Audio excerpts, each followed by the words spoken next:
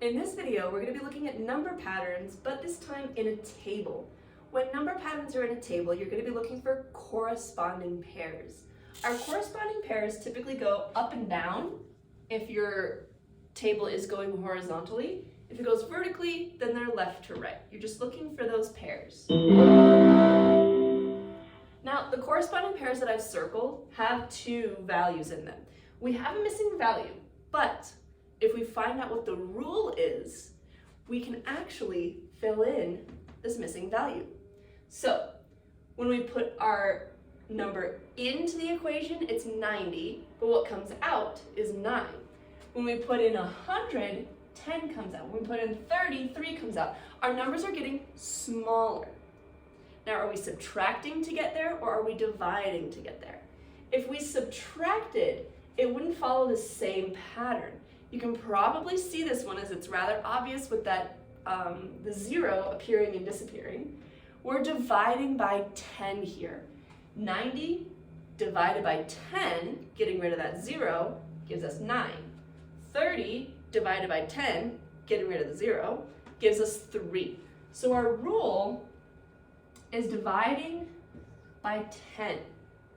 Now, when we write our equation this time, not an expression, this time it's an equation because we have something going in and something going out. We've been given our variables to use. When we take s, whatever s is, and divide it by 10, we get what comes out of the equation, which is t. So if we were to replace 8 for t, if we were to plug in that value, 8 in for t, something divided by 10 gives us 8, or 8 times 10 gives us 80. Let's look at another example. This time it's going to be going vertically. Same situation, it's just presented differently. We have our corresponding pairs, and we're going to use those to check if our rule works. So here I went from 18 to 6, 6 to 2, 15 to 5. Okay, this one's getting smaller. Are they subtracting to get there? Well, 6 minus 4 gets me 2, 15 minus 4 gets me 11, so they must be dividing.